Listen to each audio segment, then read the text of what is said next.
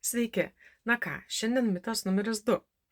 Ir norėčiau pakalbėti apie tai, jog kartais koučingą žmonės painioja su dvasiniam praktikom, kurios ne visada turi teigiamus atsiliepimus. Ir kartais net yra pavyzdžių, kaip žmonės po tokių praktikų ar stovyklų jaučiasi dar labiau pasimetę ir susipainioję mintyse, jausmuose. Koučingas visų pirma yra pokalbis, orientuotas į koučinamojo žmogaus klausimą, pasvarstymą ar mintis. Praktikų koučeris netaiko, neatsiklausęs, net patarimo neduoda. Taip, yra kompetencijos, kurias turi koučeris išpildyti, bet tai yra orientuota į profesionalumą ir gebėjimą valdyti pokalbį, orientuota į žmogų ir į jo iššūkį.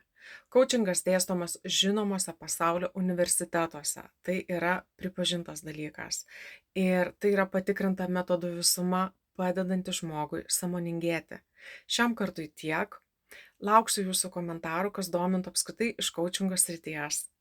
Iki.